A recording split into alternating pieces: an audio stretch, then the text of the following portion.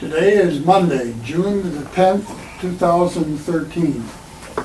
This is the start of an interview with Mr. Douglas Marble at the RSVP offices at Clinton Macomb Library in Warren, Michigan.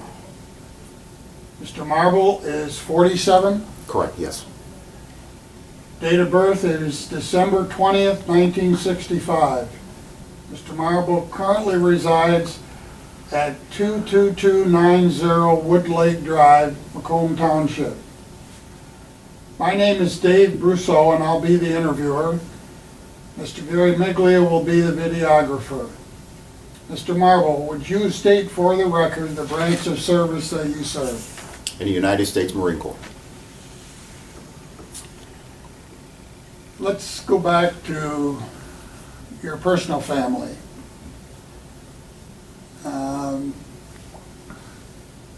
You had some siblings?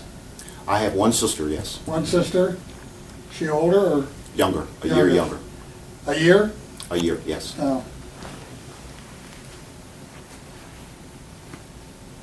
And you went to school At Kettering Senior High School. Detroit? Correct, yes, sir. This would have been 1983? 1984 is when I graduated. 84? Yes, sir.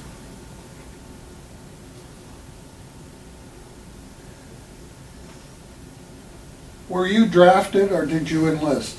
No, sir. The actual draft was no longer in existence. I enlisted in the Marine Corps at the end of 1984. What in the world did you enlist for? Well, I initially wanted to become a Detroit police officer. Oh, okay. Yeah. The last 2 years of high school, I took vocational education through Golightly Vocational School in Detroit, Michigan. And our instructors were actually police officers on the police department. And upon graduation, there was 12 of us that was encouraged to join the military because of the layoffs that happened in the Detroit police. This is after Vietnam, peacetime. Correct, peacetime, yes, sir. I say that lightly, but in between whatever was going on between the different countries, for us it was peacetime, so to speak. Correct. But is this riot and drug problems in Detroit at that time? Actually, the crack cocaine was becoming quite evident, Yeah. taking over in the city of Detroit. A lot of robberies. A lot of robberies. And what was the reason for the police layoffs? Just financial difficulties in the city? Correct. Yes, sir. So what you're telling me really is that the enlistment was sort of the most advantageous place to be, given where you were and what was going on around you. That's correct. At that time, a person could either have someone to help them get into the automotive plant, which my father and my mother, they worked at Ford Motor Company. And my father kind of not discouraged me from doing that, but he had been there for close to 25 years, and I guess once you get in there, that's probably the only thing that you'll do. So he stirred me to go somewhere else. He initially worked on the line, Yes, he did. Yes, sir. but then eventually worked himself up through supervision. Correct. And your mom, now get a load of this, she was a Seamstress seamstress. at Ford Motor Company in Chesterfield, Michigan. She was making seats? The seat interiors, the leather interiors and the armrest for the Big time. Lincolns. Well, she was there at the right time. I'm sure there's not much of a job like that anymore, so then. Correct.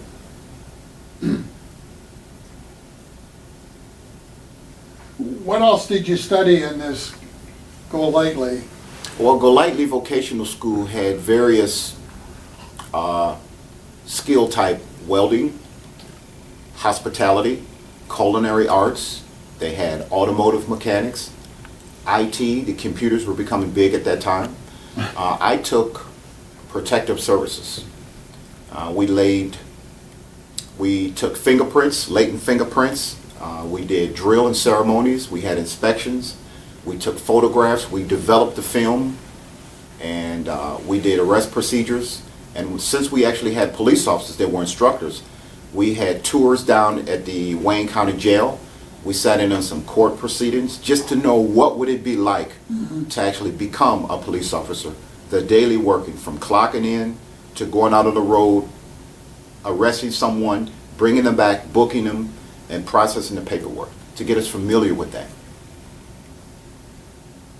Is the police department where they do the booking and stuff, is that really crowded with prostitutes and all kinds of riffraff like they show on the TV programs? Well, they're usually segregated into separate areas because they've got their degrees of what they call incarcerations, Okay. you know, petty crimes and felonies. They're not all sitting on some bench waiting to be processed. So it's sort of segregated into separate areas. Were the groups you were in, were there a lot of students that elected that route, or? The class that I was in had about 25 students, you know, half and half, male and female. Out of the 12 that graduated that wanted to become police officers, we were encouraged to join the military. So we all went to different branches. So somebody in the police department suggested that as an alternative for you because the prospects for the police department were rather bleak at the time. Correct. Yep. At the time, her name was Gail Barnes. I've never had the opportunity to thank her, but when I got out of the military, she was still on the police department, but I never had the opportunity to actually thank her for, I guess, gearing me towards possibly joining the military for 4 years, and hopefully 4 years later, the economy within the city of Detroit will be a little better so that we wouldn't automatically go through the academy and get laid off. So that was her mission. What was it like at your family when you announced you were going to go in and enlist? I don't think that either of my parents were apprehensive. I know my father was kind of, that's the way to go. Yeah. My mother really didn't believe I was serious until the recruiter showed up at my front door and he said, "We'll be leaving tomorrow." So. But given the atmosphere in the city Correct. and the alternatives for employment and stuff, I'm sure this wasn't such a bad idea. It was a safer route. Yeah. Yeah, it was a safer route. Mm. Yeah. What about your sister? What did she think about that? I think she was pretty proud of it. Yeah? Yeah, I Good think for you, that's great. She's always mentioned that. We would quite frequently write each other because, again, there was no email at that time, you know. Yeah, you got to get adapted to what was going on back then because, all right, you go to boot. Where did you go to boot? San Diego. San Diego. Michigan is right on the borderline, so at the recruiting station, they asked me if I wanted to go to Parris Island, South Carolina, or San Diego, California. And I'd never been to California, so I opted for California. Yeah, I've heard stuff about Parris Island. It's quite a marine encampment. It's different. Yeah. Usually in boot, you go through a period of where they just beat you up and get you to a point where you are nothing and then bring you back up their way. And then you get designated as something. What was the skill level you were going to go into? What'd they call that? Your MOS, Military Occupational Specialty, and I was chosen upon testing to become a combat engineer, which is construction, carpentry, What was in your demolition. background that would have made that rise up? You know?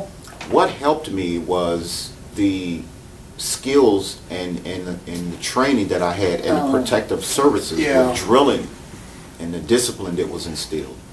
Anything that came from your Go Lightly? Well, I was chosen to be a squad leader in my platoon because I knew how to press out my uniform and drill.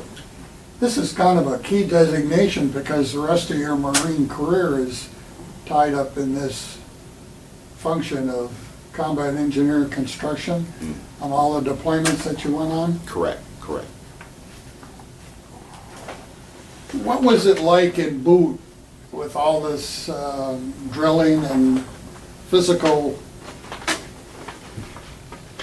I really appreciated that because, again, I was not an athlete in high school, but yet I'm basically the same height and weight that I was some Yeah. 30 years ago. Yeah. So as far as the physical stamina, I was okay with that. I mean, I seemed to excel in that.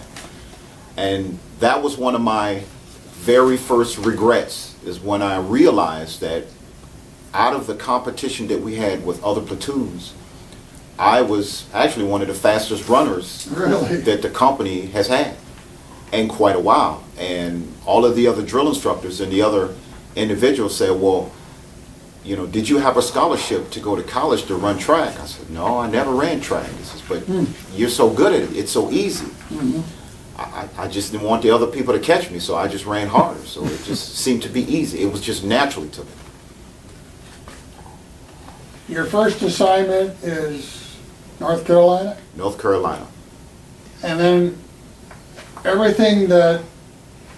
deployment from there, which was spread all over the place, all centered on North Carolina being your headquarters and then being deployed out to different places. Correct.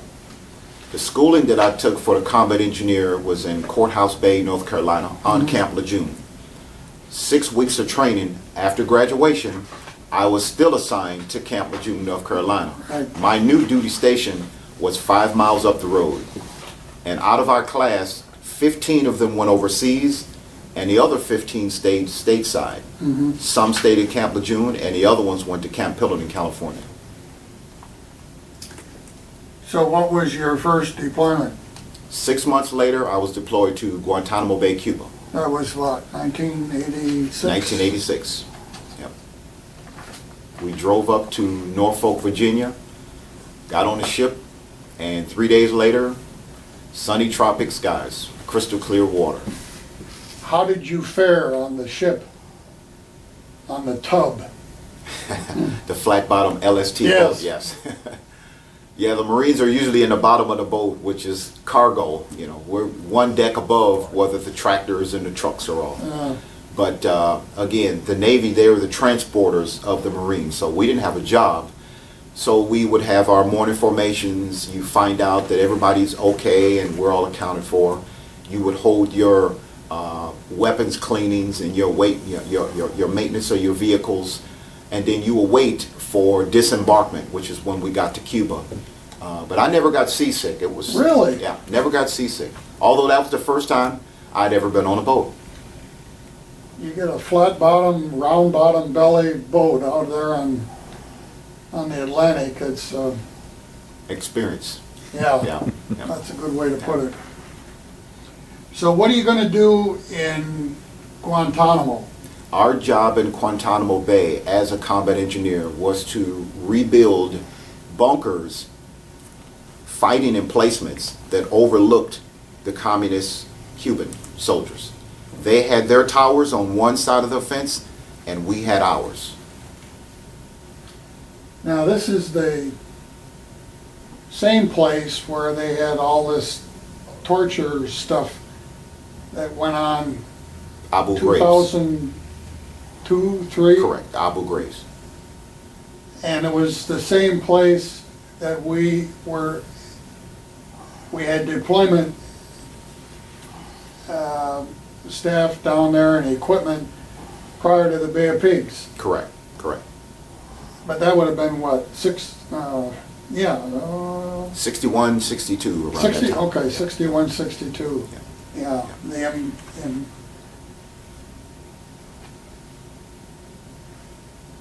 Yeah, it's a naval base on the bottom corner of the country of Cuba. so this was really a nothing,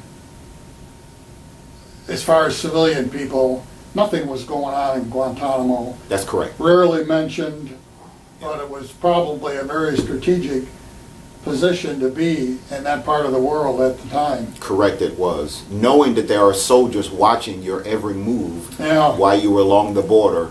And obviously we were all instructed not to make any unsightly gestures towards them because they're looking at us through binoculars. And they even gave us an indication that in the Marines we used to, when you go on deployment, you would spray paint You know, it's like a stencil. You would spray paint your name on the back of your uniforms and on your trousers so that everybody's identifiable. This was before the name tapes came into play. And they say by the end of the 3rd month, all of those soldiers would know each one of you by name because they've seen you enough time. They know exactly who you are. So don't make any gestures such as, you know, the bird or anything like that, because that will become propaganda for their usage. Because we were right there on the border. They're looking at us and we're looking at them. That's correct. Yeah. We weren't in the fighting positions. We were there to support the borders. So what my job was to replace the concertina wire on our side of the fence, because over time it rusts and it needed maintenance. And we were digging in, fighting entrenchments, and then laying lumber and chains and sandbags on type of fighting emplacements. And that's all we did for 6 months, all the way around their border. So they say within 3 months they'll know exactly who we are. They've taken enough pictures. They know exactly who Mr. Marble is, so don't make any gestures, anything that would identify you. That's correct, in their newspapers. Yeah. But the species that were there, I'd never seen a scorpion before. I'd never seen tarantulas before, or boa snakes. They had all of that and more. All of that and more. Remember, I was removed from the States when it was 6 months. That was my new environment. Was living out like. Imagine they don't have any respect for your invasion either. That's correct. That's correct. But it was an exciting time. It was. There was nothing going on in the world, but that was my experience within 6 months of being in the Marines. From going from Detroit, California, North Carolina, then to Guantanamo Bay, Cuba. And after 6 months, we came back to North Carolina for the workups for another deployment. Sounds like you spent an awful lot of time pre-defensive build-ups to prevent anything, and if it did, you'd be prepared for it. Correct, correct, correct, correct. How many, who were the enemy at that time? Most of our Cubans? no sir. Most of our training was geared towards the Cold War era. We would train and learn the Soviets' weapons. That was our models. Those were our targets. But who were those people that you were separating from your encampment? Who were you protecting yourself from? Oh, they're in Cuba, Guantanamo Bay, Yeah. Cuba. Well, yeah, that was the Cuban Defense Forces. Now, those were allegedly communist, Correct. Cuban, whatever you want to call them. Soldiers, freedom fighters. Yeah. They had uniforms, though. Yeah. Yeah, yes, sir. They had uniforms. We What- could barely make out their uniforms because we didn't have binoculars. They did. It was like when you go to the Empire State Building, you see these very massive devices, like almost like a telescope. They had them on their towers, but we didn't. Why not? Well, again, we were on deployment. That was not our mission, to look at them. I see. That's why, like I said, by the 3rd month, they know exactly who we are by face and picture, because our names were stenciled on the back of the They're uniforms. probably more scared of you than you were of them. Correct, not knowing that we would only be there for Yeah. 6 months. But we were still maintaining the base. That's correct. That's correct. Yeah. Family members, they had their own housing at that particular time. Okay, then your next deployment took you where? To Vieques, Puerto Rico, which is just a small little island south of San Juan, the main island in Puerto Rico. There's a naval base called Roosevelt Roads. That's where we went. Now, what was your main duty there? Vieques, Puerto Rico used to be a testing site where the naval forces would have ammunition blown up. Okay, Yeah. okay. Yeah. It's a rural area, farmers, small little town, but they would use it as a target Yeah, places. on the Pacific, they have Santa Catalina just operating off the coast of, and that's similar. Yes. Vieques, Puerto Rico Actually was that. roped off areas so that you can fire, execute munitions. Yes, sir. We did a lot of that too. Yeah. But again, our mission there was to replace splash walls, such as in a ditch along the road. All of the irrigated or channeled water has to go somewhere. And to keep debris from going and clogging up the tunnel, we had to put splash walls which would divert the water from washing out the bridge. Because again, we would have grading, almost like rebar put across the front of the hole where it would keep the debris from clogging it up. Now, we didn't talk about this, but what was the weather like in Guantanamo? Oh, it was very hot Very and humid. hot. Yes, yes. Very Uncomfortable hot? uncomfortable hot, Yeah. yes, yes. Now, would it have been the same at Puerto Rico? A little bit cooler in Puerto Rico, a little bit cooler. More tolerable? A little bit more tolerable, yes. When you were in Guantanamo and you had Liberty or you had R&R, where would you go? Well, there was no Liberty in Guantanamo Bay. It's the naval base itself. Although we did get off work at 4:30, 5 p.m., we would go down to the beach, play volleyball. They would scuba dive, rent bikes. So all of this would take place on the base? On the naval base, yes, sir. Yeah. At that time, they had built the very first McDonald's on Guantanamo Bay. Is that Cuba. right? I Yes, didn't sir. know that. Yep. Is it still there? It's still there. Yep. And you should have Oh, seen the no. line when it finally opened up to have a McDonald's on the naval base. But I'm going to explain it to you like this. As civilians, we take for granted having the luxury of being able to go down to the street to the 7-Eleven or Burger King. But when you're in a remote area such as like a third world country, they don't have those choices. And that's what we get accustomed to. So it was a big deal to have a McDonald's put right there where you spend 24 hours a day, 6 months out of the year, to actually have a McDonald's, to have that choice. Now, unlike some of the other deployments that we're going to talk about, there were no, I don't know, lack of a better word, fraternations with the enemy. There were no places where you and they might have been in the same place. No, sir. This was very separate, Yes, sir. distinct. The same in Puerto Rico? No different from Puerto Rico. Now, we did have an opportunity to have liberty within the town of Vieques because, again, as the Marines deployed, we had our own camp, which we lived out of tents. And we had our own electricity ran. We had our own plumbers, our own shower units, all tent covered. But there is a town about 10 minutes down the road. Well, we would have our 5-ton trucks, which is the large cargo trucks, your troop passenger trucks, to take us into town, and we would go out. But then it's Cinderella Liberty. At midnight, we all had to come back, no matter what your age was, and that was per policy. But there weren't really no bad guys you were mixing with No, sir. No, sir. there. This was still a U.S. possession Territory. territory. Correct, yeah. They used our currency. They had their Yeah. own U.S. currency. It's just ensuring that you had someone that speak the language because, again, U.S. is not their given, well, English is not their given language. How was it to mix and mingle with the local citizenry?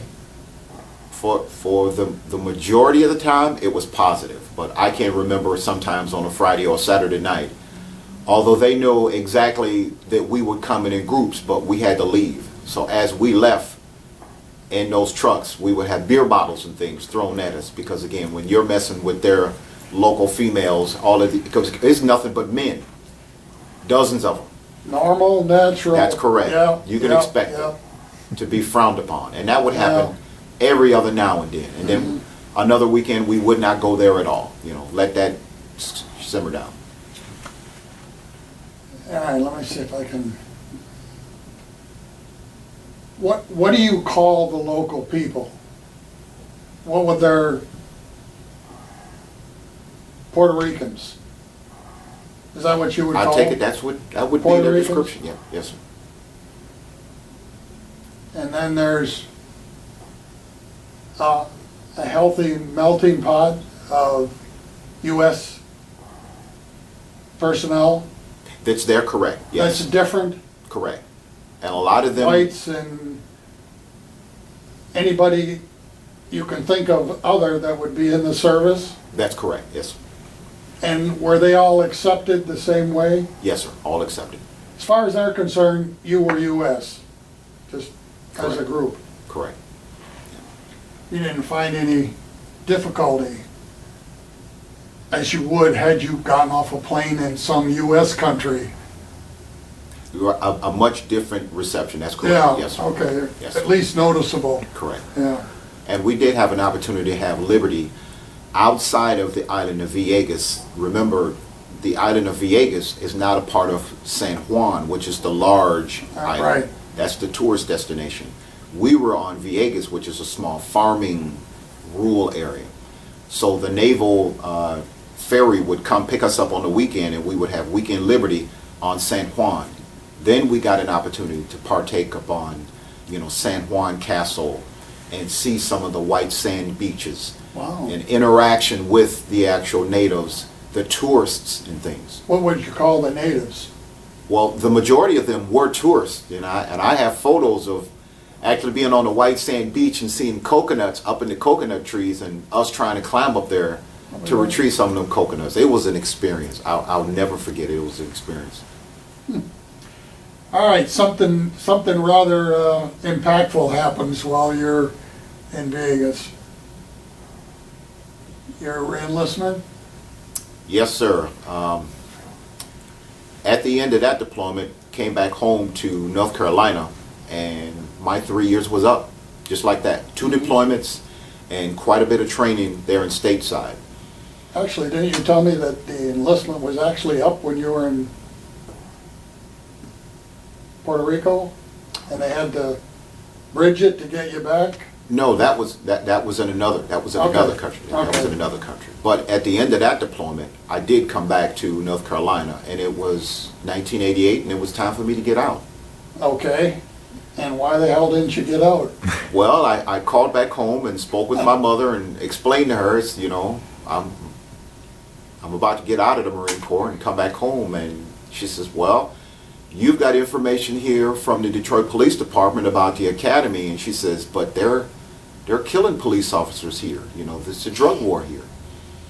And she says, you're safer in the Marine Corps. And I says, do you understand what you're saying? I says, Mothers don't know anything. You're saying I'm except safer in the Marine they know Corps. the key things that need to be done. Yeah. Well, she said some of the right things. Right. Because I realized that if this is going on now, how would my presence make any difference? I may have, been one of the casualties, although following my dream of being a police officer. But I was safer in the Marines than I was in the city of Well, Detroit. you haven't done so bad so far in the Marines. I did pretty well. And the best part is to come. That's correct, yes, sir. So I re-enlisted. I got a bonus of, they said a multiple of 3. That means my base pay times 3 times the number of years, and it added up to $12,000. Wow. So I got a $12,000 check, and I re-enlisted for 5 years.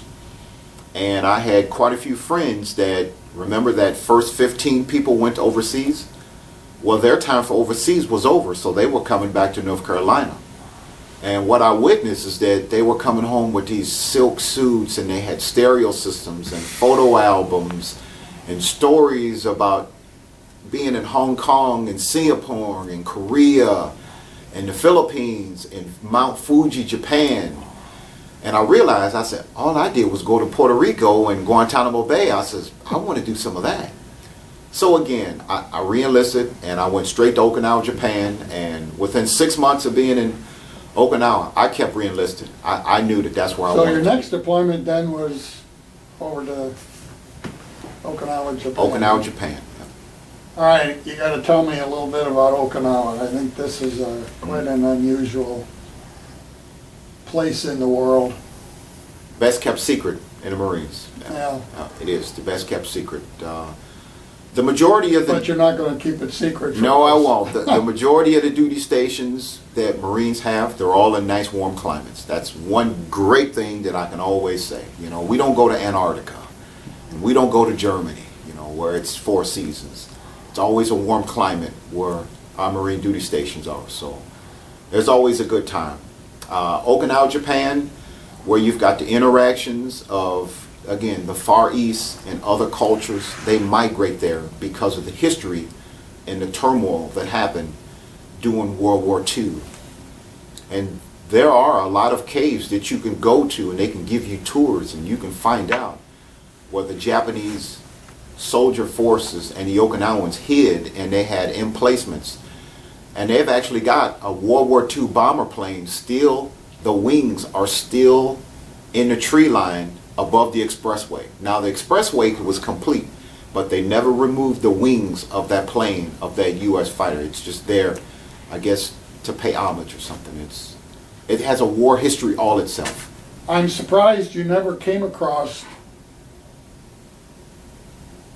one of the Japanese army who still didn't know the war was over. You hear about it every That's once in a correct. while. They That's find correct. somebody that thinks the war's still going on. Correct, and holding their placement. Yeah. No, I never witnessed any of that. On the island of Okinawa, the Japanese themselves, they do have a defense force, and they've got a detachment there, but they only take care of a very small, specific area, the financial sector of the island of Okinawa. That's their responsibility. But the Marines, the Air Force, the Navy, the Coast Guard, and the Army, I think we have maybe 12 or 13 different camps and emplacements there.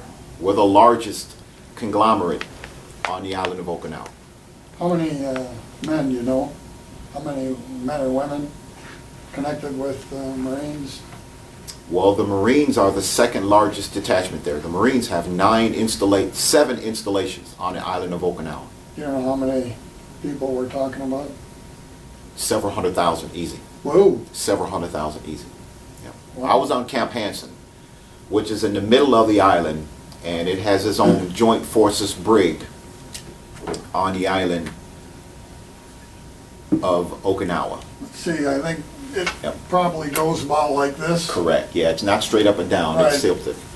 Actually follows the shoreline, I think, does a little Correct. bit. Correct. The China Sea. Yep. Here's where I was stationed, and they've got the joint forces brig down. Can you see that? Yep.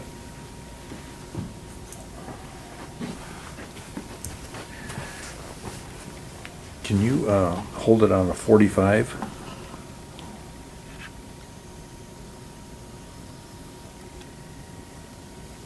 A little more angle. Okay.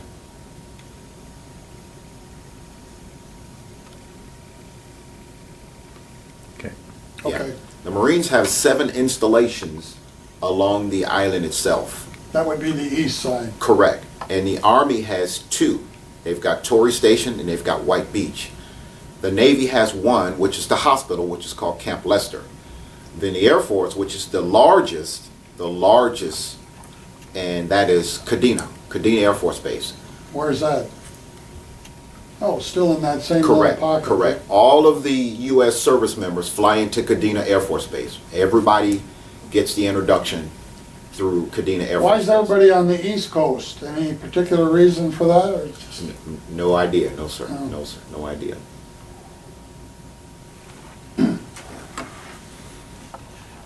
What was your specific responsibility on Okinawa?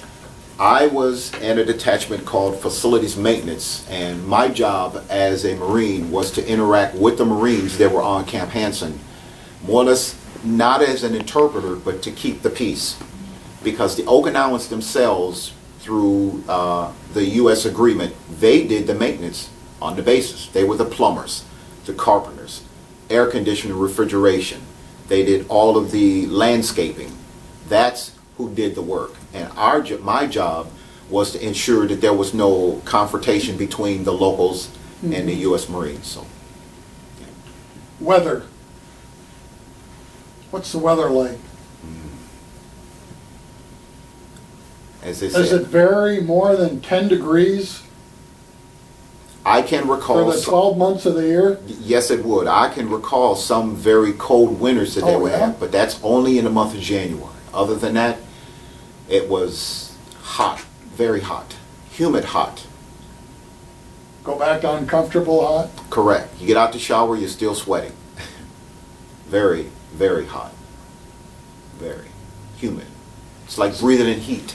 I asked you the other day about what the Okinawans look like.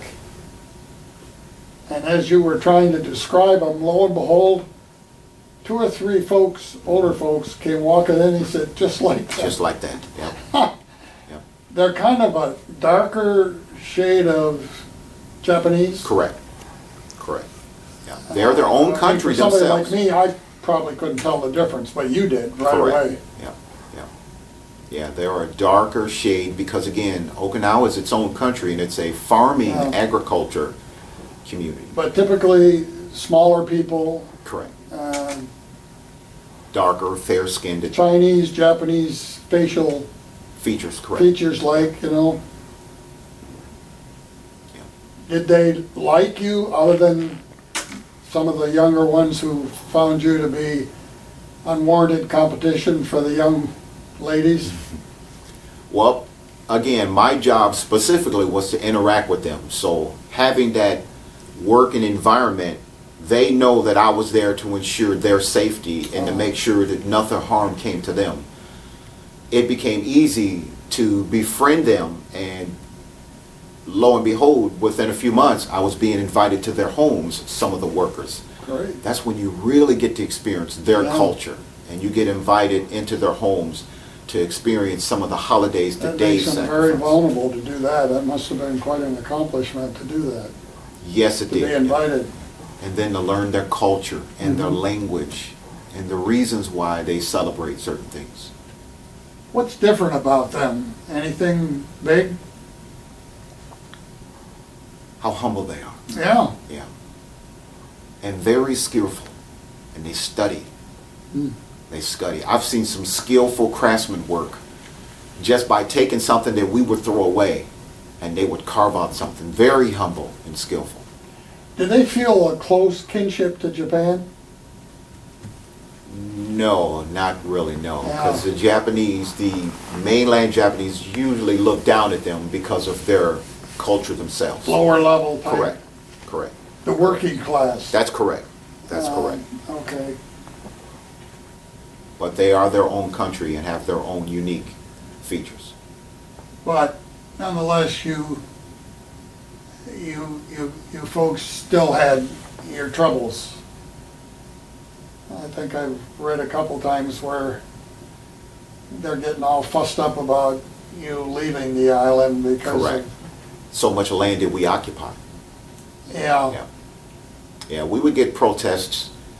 We would get a notification that there's going to be a protest in the weekend, and we know to avoid that particular gate because they had their banners and they've got the megaphones and they're chanting, go home, U.S. go home. They call us gaijin, because it couldn't say GI, government issues. Oh, really? Gaijin, go home, Gaijin. Gaijin, go home. Well, I think that's a small group of people that may be doing that. You certainly lend a lot to their economy. and Correct, What are they going to do with all that land should you go home? correct. They're going to need some assistance to alter, change the features. Now, that presents a problem as to who they would end up using. If it's not one of our allies, that would present a problem because that's a pretty strategically located piece of real estate Yes, it is. for anybody.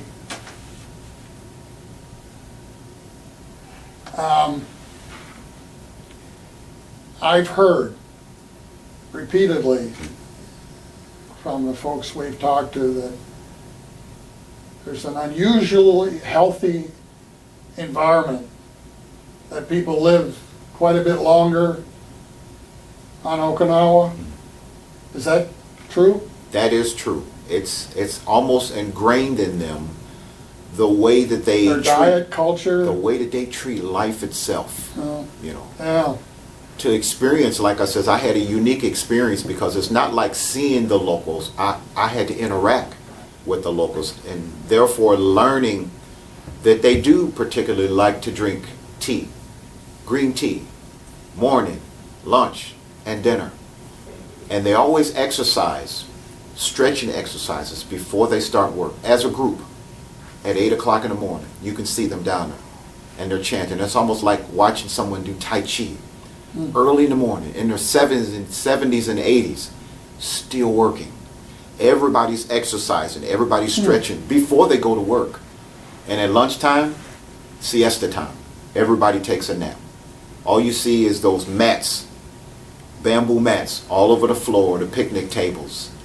Someone playing, it almost looks like a banjo and chanting. And everybody else take their shoes and socks off and they're sleeping during lunchtime. And we all knew not to disturb them because that was their lunchtime.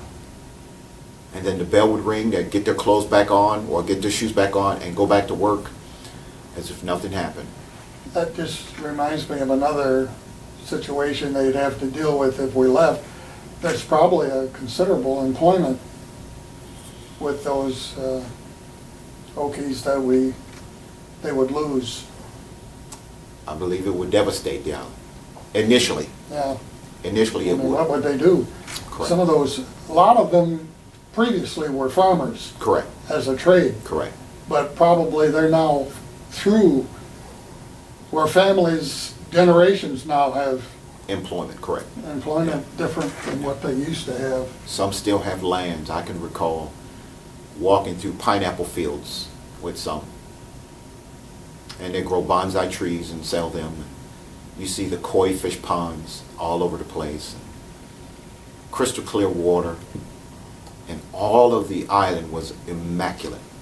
Because once someone retires from a job, whether it's a government job or a private sector job, there's always employment as far as landscaping and keeping the freeways clean.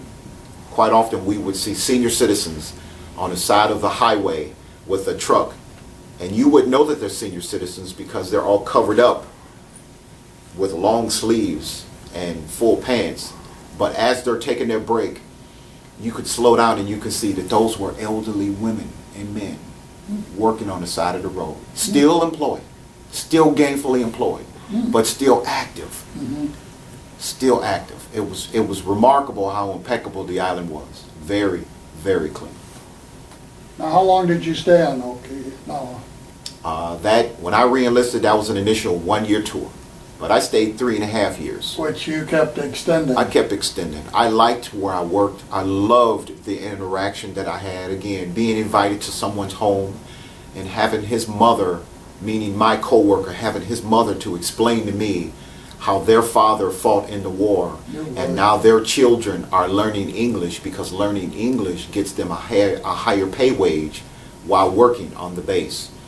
And then my coworkers' children exchanging English words with me. I'm trying to learn Japanese and they're trying to learn English, and we're exchanging, words, like hana means nose, and the child is pointing to the nose and saying hana, and hana also means flower and nose, and he would hold up a flower and I'm saying nose, and he's giggling as if the dumb American, he doesn't know it's the same thing.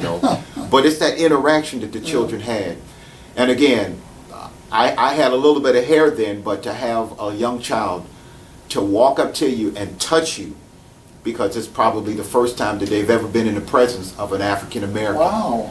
And to touch my hair and to look back at their parents and the parents would say, it's okay, it's all right, it's okay. Because I knew that was a first time experience for someone that was in elementary school.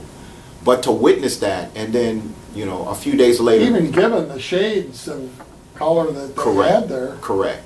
But to actually experience that, Yeah. and then to go to karaoke bars, with Japanese is a different experience than us hosting our own, because again, that's where it originated. Yeah. There, and wow, their nightlife, it's an Wow. experience. Yeah. So again, with me being there for 6 months, I knew this is, I didn't want to leave. I did not. So I kept extending, were you able to get to Japan as part of the leave, or? Correct, mainland Japan. Every time you extend, you either get one plane ticket back to the U.S. or you get 15 days leave to go anywhere you wanted to go. So I didn't want to go back to the States. I knew what that was about. So on my first leave, I went to mainland Japan. I went to Tokyo Disneyland, and rode on a bullet train and actually got to see some of the Japanese cultures and to be able to experience the difference between mainland Japan and what Okinawa has to offer, to understand the different cultures. The only thing they really shared was the currency, and that's it. But two separate countries, almost a world apart. And then the second time I extended, I went to the Philippines. This was before Mount Pinatubo erupted on Clark Air Force Base. Before that U.S. base folded and all of the troops left. So I went to the Philippines, and then I went to mainland Japan and stopped over in Korea. So I wanted to see all that I could, because my mother reminded me, you know, you can always become a police officer when you come back home, but the experiences that you're gaining now will live with you a lifetime, and you will always have that. So she said, learn as much as you can, experience the culture, eat the food, learn the language, bring all that back home. And I realized that it was changing me. I was learning, but I was becoming different, because when I did come back home, I didn't have the same interest that I had, and people didn't see me in the same way because they hadn't experienced what I experienced. And that's one thing that I always take with being in the military, because it exposes you to so many different things, you know, good, bad, or indifferent. You take those experiences, and those experiences are what makes you who you are. And I loved being over there, and I loved the culture. Now, it's interesting to hear what your mom said, but on the other side, what'd she say about you never coming home? Well, every year she would call me. She says, "When are you coming home?" I said, "Oh, next year, next year." You know, but she did make one important phone call when the Gulf War broke out, and that was at my third year. And at that particular time, the career planner called me. He says, you know, Sergeant Marble, you can't stay there any longer, because you'll never progress, because although you're working in the job description, you're working out of your job responsibilities. So I was encouraged to take orders to go to California, and I went to Barstow, California. It's a logistical base, supply base. My MOS was combat engineer. Two different descriptions. So we have a dilemma. Yeah. And where are we going to go? Probably some pit in a hole somewhere terrible. Yeah. So I stayed on that supply base for 6 months, and the base adjutant called me in her office, and she says, you know, you'll never see staff sergeant by staying here on the supply base. Same situation. Same thing. I said, but I had to leave. So she says, where would you like to go? And you can't go back to Okinawa. I said, well, I know that there's a unit over in Hawaii. Oh my gosh. She says, okay, I'll put in the paperwork. And 28 days later, she called me on the phone. She says, get out your grass skirt. You're going to Hawaii. Oh boy. And I called my parents. I said, I'm leaving again. They said, you just got back in Coming the home? States. No. No, I'm not coming home. I'm going to California, then Hawaii. So the movers had to box up all of my things again. Some of the things weren't even unpacked, because I was living in a barracks. But they packed up all my belongings again, and within 30 days, I was in Hawaii. Yet again, on another island. Shazam. One of our pictures. That happens to be a, let's see if I get this right. That would be a view from the north going to the south. Correct. And up at the top right-hand corner is Pearl Harbor. Pearl Harbor. Yep. Yep. And off to the left upper corner would be, Hickam Air Force Hickam? Base. The Air Force Base. and right in the middle toward the top, I don't have a pointer, but right there, the Aloha Stadium, which I don't believe was there at the time. Well, the Pro Bowl. Yeah, but it wasn't there at the time of Pearl Harbor. No, sir. No, sir. No, sir. That's where the Pro Bowl is played, if you ever happen to notice. And point to me the Admiral's house. The Admiral's We haven't house got there yet, is, but- is right along Battleship Row on Pearl Harbor, overlooking the bay.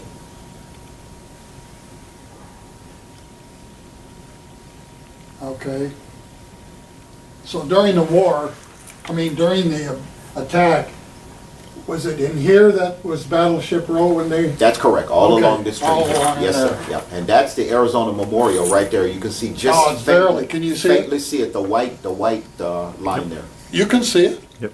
Really? Yep, that's the Arizona Memorial, and that's And then that's ahead of Fort it is Island. the Missouri. You can barely see it, very small.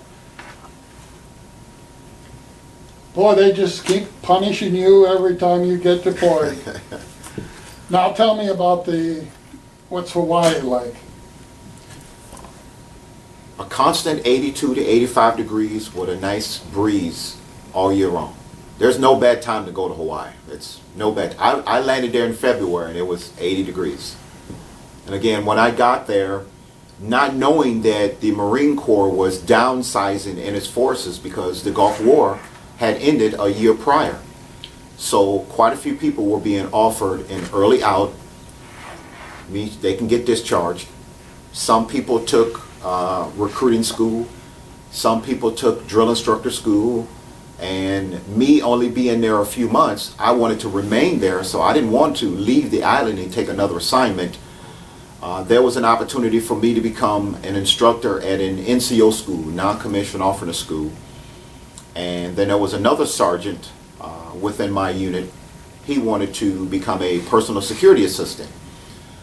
Well, unfortunately, he got a DUI that weekend, so my commanding officer had switched my name from being an instructor at the school to now the security assistant, and allowed the other sergeant to go through that other school because obviously he would lose his license because that all took place on base. And I was instructed to go down and take an interview at the U.S. Pacific Command, which is on the leeward side of the island. I was on the other side of the island where it rains every day. And in Honolulu and Waikiki, it's nice and sunny every day because we were up towards the mountains. So you're talking on the north side? Correct. Okay. Yep, correct. Actually, that's where the Japanese planes flew in from. Correct, yeah. And again, Okay.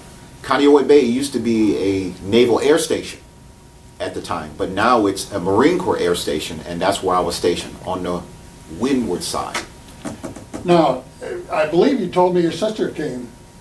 Correct. Both my parents and my sister Oh, did. that's right, both of them. Correct. Both, they did fly over to see me over in Hawaii at 2 separate times, and I also had an aunt that came over as well. And that was my first experience of actually going to the Polynesian Culture Center and partaking some of the tours. Because other than that, when I got off of work, you didn't really want to go downtown because all of the traffic was there and waiting in line to see the tourist events. When did you assume this security position? After the interviews that I had with the U.S. Pacific Command, they came down to 16 people and it whittled down to 2. And at the very last moment, it was myself and another sergeant. We sat down with the executive assistant, which is a Navy captain. He asked us, he says, "Do you understand what you're about to embark on? Your responsibility is to be on call 24/7 and to be able to pick the admiral up and to take the admiral wherever he's needed anytime, whether he's on island or off island."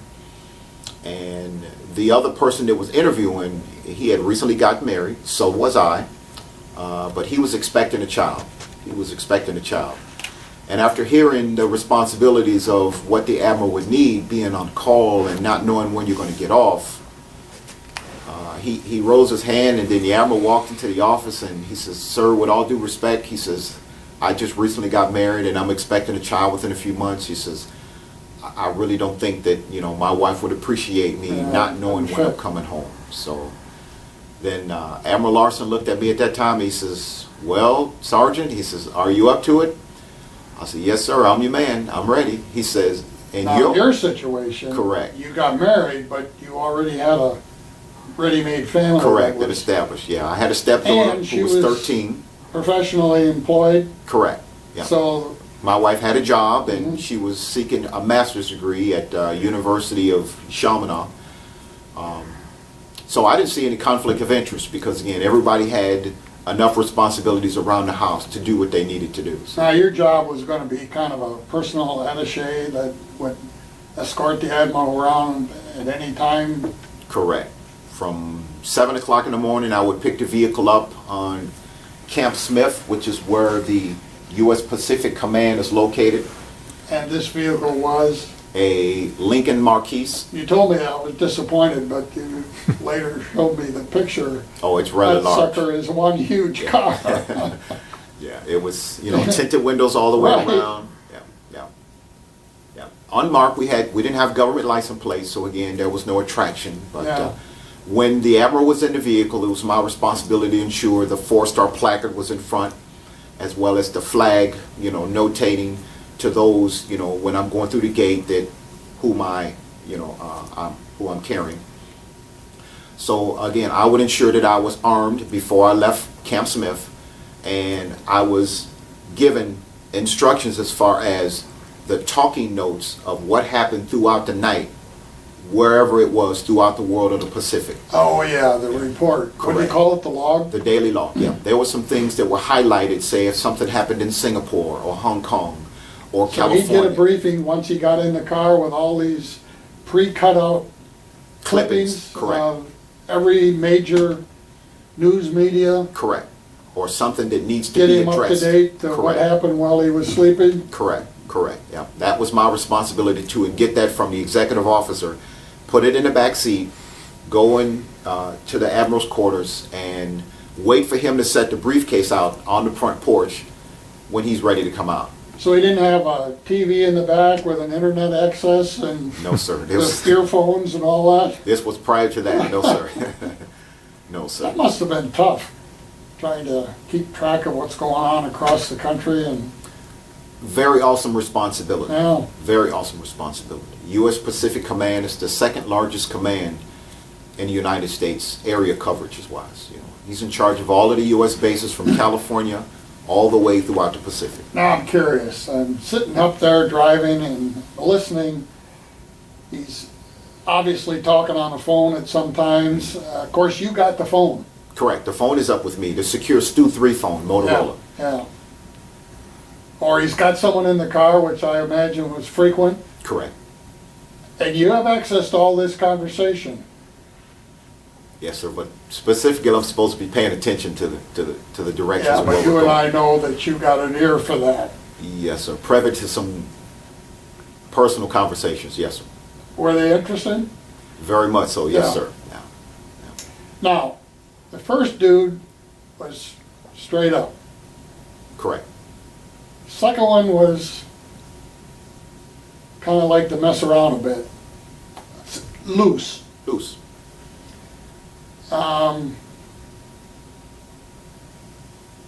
And you're free to say no comment. I don't know how to put this. It just seemed like it would be really interesting to be a party to some of these conversations. Darn.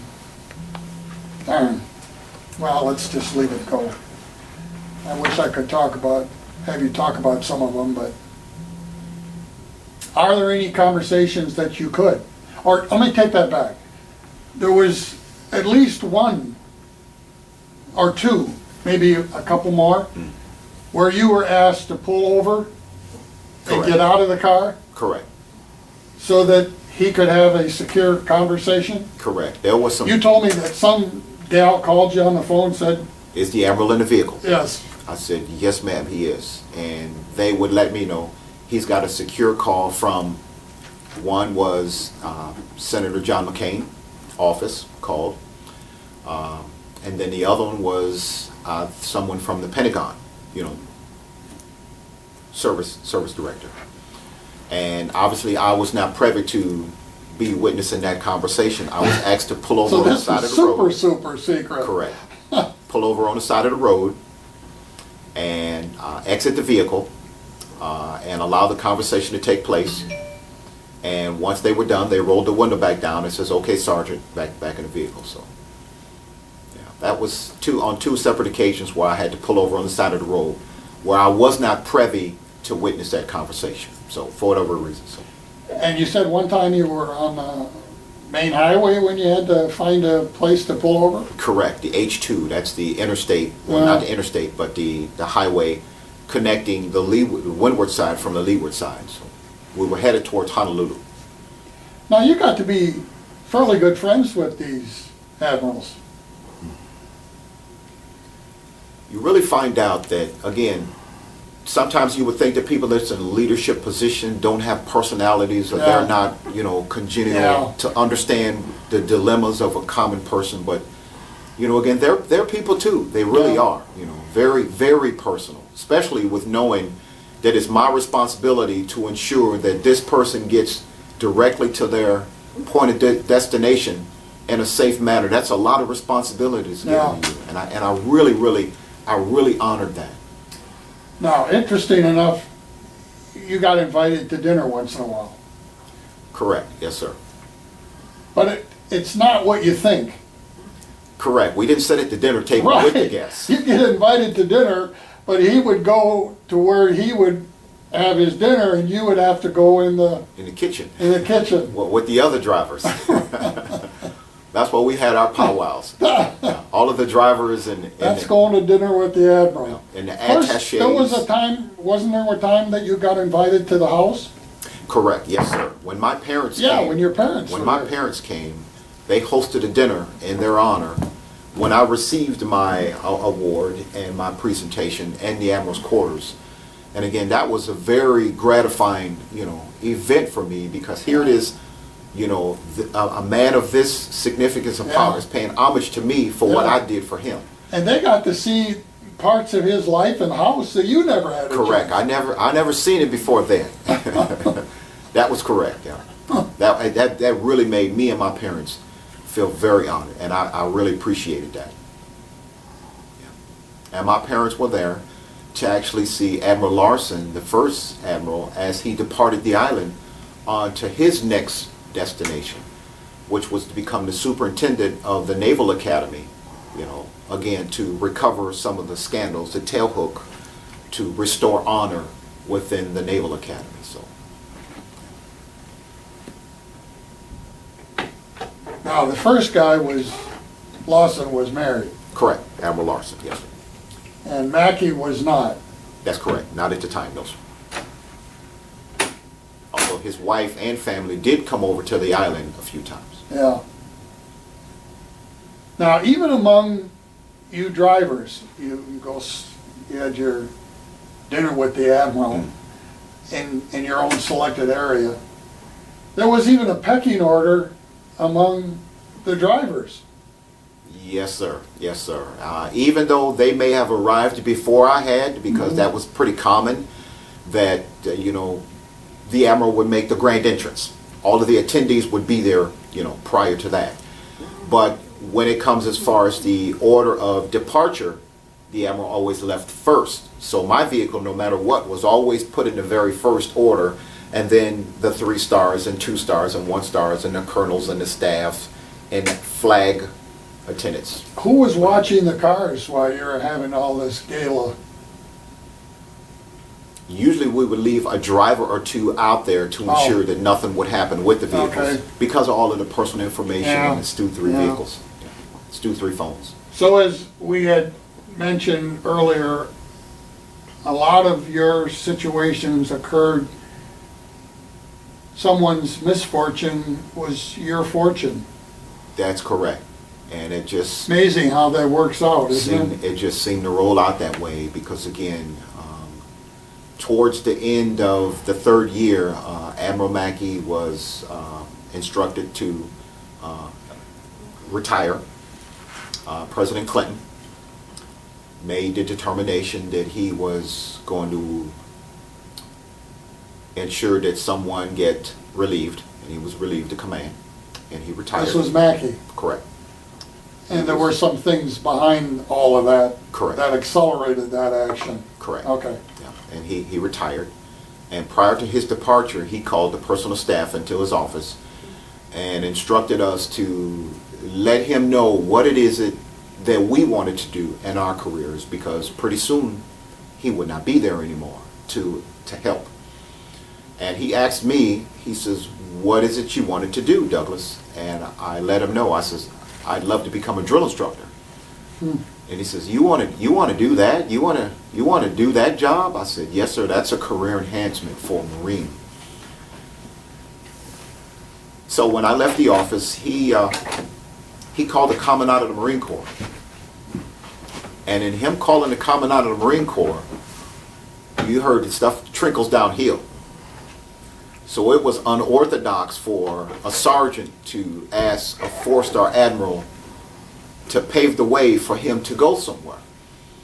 So after that information trickled down from the Commandant of the Marine Corps, the Sergeant Major of the Marine Corps called the Sergeant Major in Hawaii, and I had a personal conversation with the Sergeant Major upstairs, and he says, you understand protocol. And he says, the next time you want to do something, you don't ask your boss. You come upstairs and you ask me. He said, because I got the Commandant of the Marine Corps instructing me as to what I'm supposed to do for a sergeant. And he says, what I want you to do is I want you to go downstairs to the administration, and I want you to check out of the command and accept your orders to drill instructor school, because within a few weeks you're going to be going to San Diego. And if you make drill instructor school, then great. He said, but if you don't make it, you got to come back here, and your admiral will be retired, and then you'll have to deal with me. So you pissed him off. I had no idea that that's how it was going to unravel, but yes, sir, it did. So when I made Well, so what? when I made my way to San Diego drill instructor school, the command and drill instructor school, they all were already aware of who I was and who I worked for. So all you had to do is just make it. Just make it. That was my goal. Well, that's what the game was. That's what it was. Tell me about Tailhook. I was not privy to any of that information that actually took place in Tailhook, but again, that was one of the assignments in which Admiral Larson was asked to. That's the first admiral. Correct. He was involved in that. Actually, he was reassigned to that. He was reassigned to there. It was After. unusual as a four-star to Yeah. take that command. But due to his prestigious career and the way he carried himself, he could lend some credibility with restoring the honor in that institution. So, Did you hear anything about how successful he was, or? I had an opportunity to yes, follow his career, to learn the history of it, as far as the things that he would endeavor afterwards. Did it go okay? I think he ran for assistant or lieutenant governor for the state of Maryland, but was unsuccessful. But again, when Senator John McCain was running for president back in 07 or 08, I did see on an interview that Admiral Larson was interviewed. They were talking about the time when they were in school together as midshipmen, in the Naval Academy, and then how their careers went two different paths, with being in the service. But you never really found out how successful he was in going into that Tailhook menagerie and trying to square that away? No, sir. No, sir. Give me some names of people that you had a chance to meet in your position. You mentioned McCain. Well, no, he didn't come over to the office, but he called the office Yeah. a few times, once on the road and then once in the office. Clinton. President Clinton, when they came over for VJ Day, which was Yeah. the 50th commemoration of the end of World War II. And he took the tour on the Arizona. Correct, Him and his wife both. correct. Yep. Chairman General Shalikatshvili, when he was the Chairman Joint Chiefs of Staff. I remember Christopher Warren, when he was the Secretary of State. What was that situation like? That was kind of cute. Well, they landed on Hickam Air Force Base, and they conducted the interview, everything, right there on the tarmac. While you guys are sitting there sweating beads, Standing, waiting around. Yep. waiting around for what, half hour, 45 minutes? Correct, Until they finished? for that interview That probably was the most secure place on the island. Probably so, yes, sir. Yeah, right there, with the honor guards and present arms, at the tail, at the foot of the gangplank. I can recall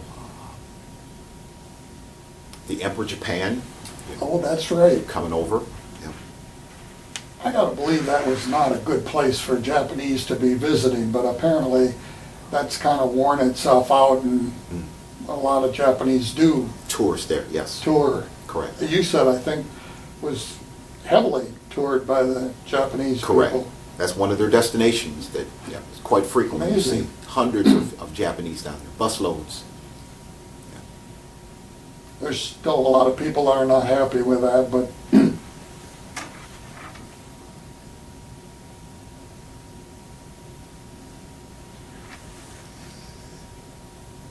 so when does all this heaven dream finally come back down to earth?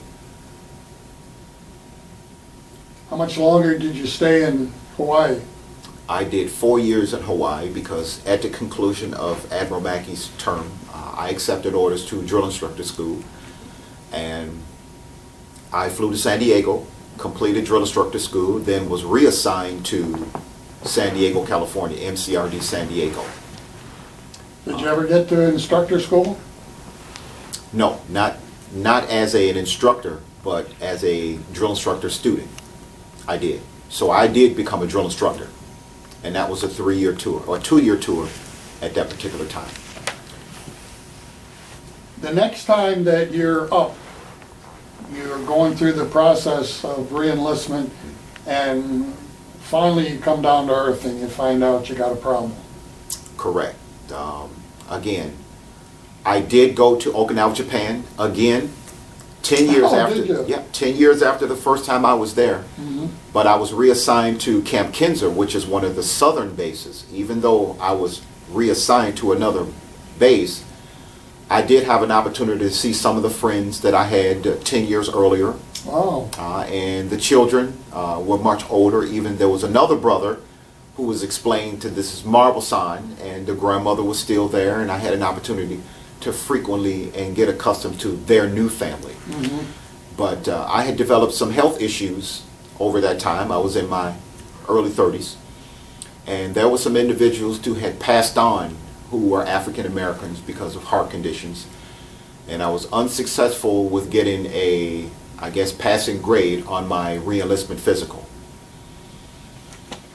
The doctor said, I got some good news and I got some bad news. So we know what you have and we know how to treat it, but I don't feel comfortable with allowing you to continue in the Marines with that type of medical condition, because there were 2 African Americans, 1 officer and 1 enlistment, that had died on active duty while over there at the same time I was over there at that time. And I faced reality and understood that, okay, if I don't make it to 20, at least that'll take me to 16, because I at least had a few more years to go. But I knew once I returned to the States that I would be processing out of the Marine Corps. So I was reassigned to Camp Pendleton, California, which is just 45 minutes north of San Diego. So I was familiar with the base and know what it would offer.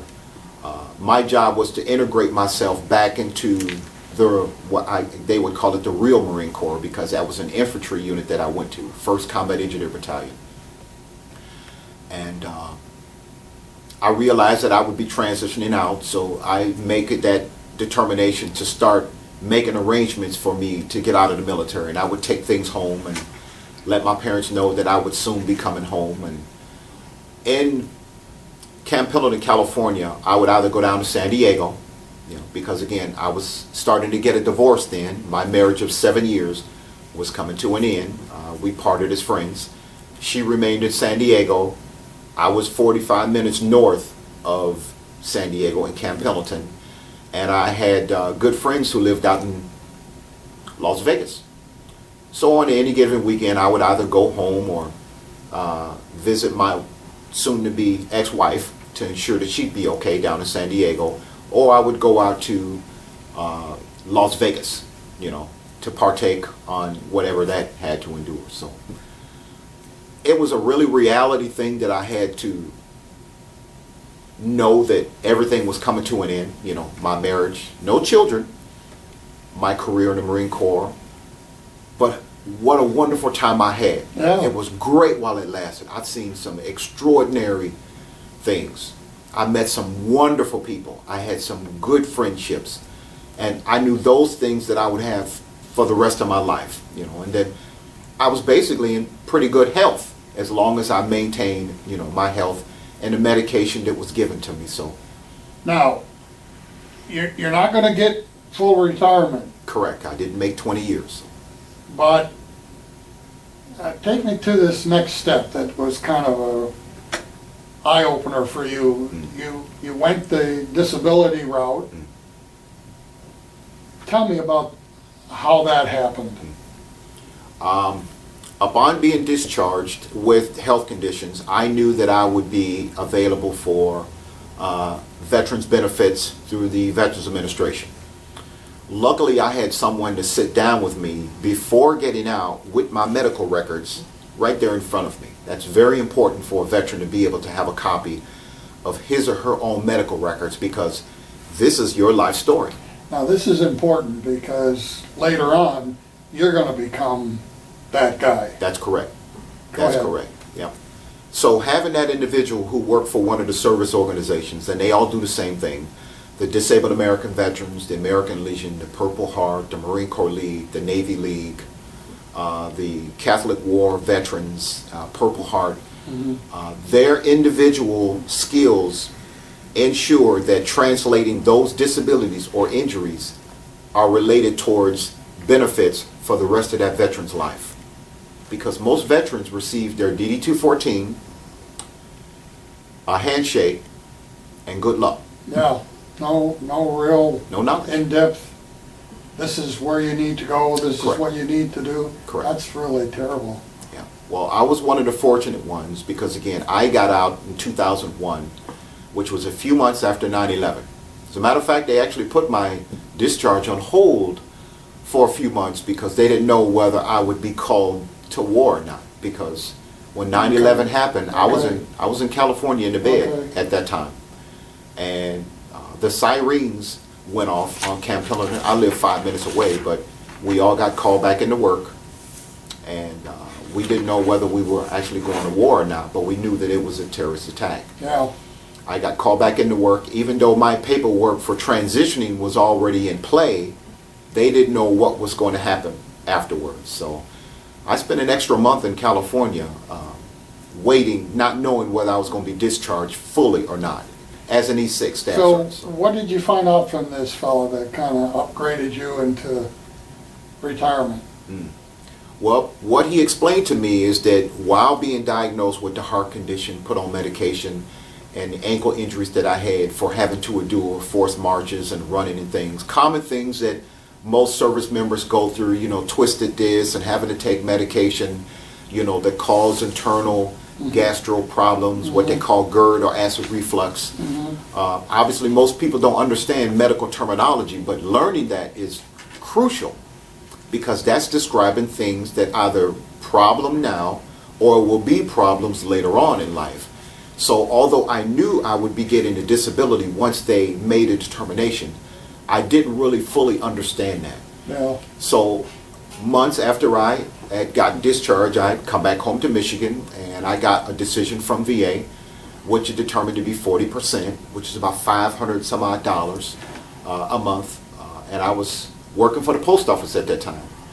My DD-214 got me in the door to work for the post office within 30 days of being home from the Marines, because again, there is a lot of gratitude shown by employees by being in the military. But if you don't know, how could you take advantage of that? So upon having that decision, again, now I've got a job. Now I get laid off from that job from the post office because I was a casual. I took a construction job, and that only lasted a year. So I went down to the VA because I knew I had educational benefits, and I went to ask a counselor, I'd like to go to school so that I can have an actual marketable trade, because I'm used to full-time employment, not 1 year here, you get unemployed, another year here, you get unemployed. I understand that this is the market that I'm coming into. So that counselor instructed me to not go for going to school because she seen something in me. She looked at my resume. I had a suit on, and she looked at my DD-214, and she knew that I had a disability, and she says, I've got a job for you if you're willing to learn a new skill. And I said, what is that? And she says, there's an organization right around the corner from here that helps veterans get their benefits. It's called the Disabled American Veterans. I said, that's the same organization that sat down with me. And she says, so you know what they do? I said, well, he sat down with me and asked me a bunch of questions, and he filled out all the paperwork.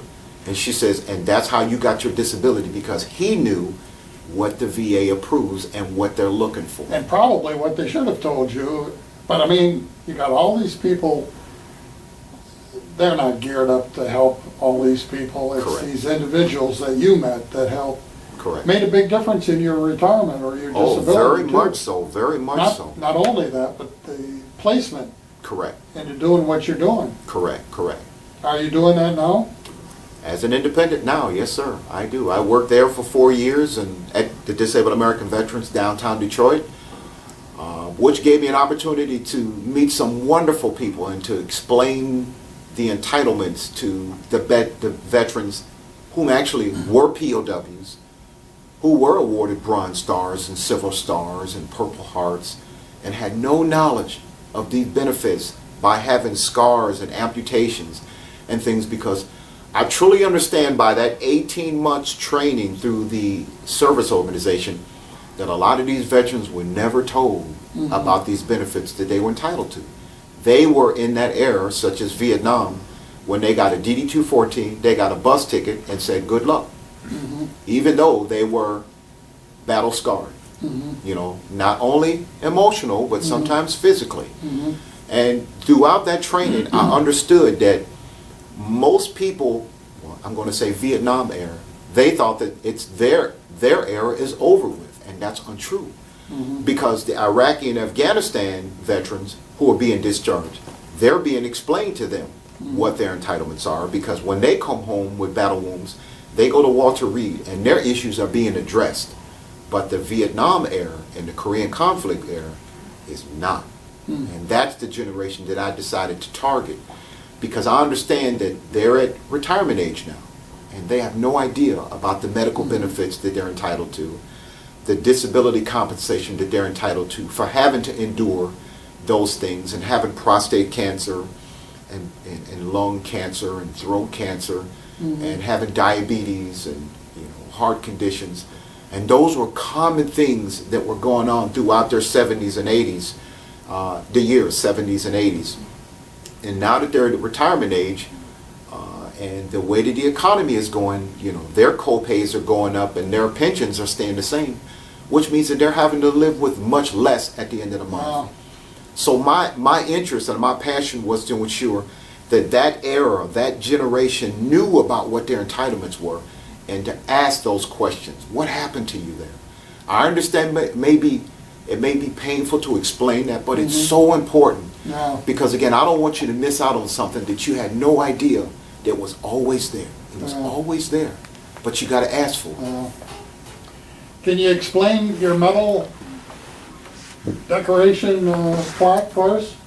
Well, they call that a shadow board. Okay. And again, it goes from its ranking all the way over, and this is the actual display that I would have. And the senior one, the red, white, and blue one, is the Defense Meritorious Service Medal, which is usually given to 06s and above. I'm saying colonels. It's pretty rare to see an enlisted man Why? to have that. Why did you get it? The Admiral ensured that I received that. Well, Admiral that Mackey. tells Yep. that tells you that you did something for him that Yeah. he felt. Meritorious Defense. Lawson? No, Mackey. Mackey? Admiral You've Mackey. maintained some contact with Mackey too, haven't you? That's correct, I Yeah. have. Once I left Okinawa for the last time and I was transitioning back to California to get out of the Marines, I contacted Admiral Mackey and let him know that I was going to be in Hawaii because he retired in Hawaii, And I gave him a call and we met for lunch. And You didn't have to go in the kitchen? no, sir, we went right to a nice exclusive restaurant on his dole at that time, sir. So we exchanged some stories because, again, it had been about 6 years since we had seen each Yeah. other. So he was vice president of a communications company, Yeah. playing golf and doing well. Yeah. Then the green one? Navy Marine Corps Achievement Medal. I received that. That's pretty prestigious amongst Marines.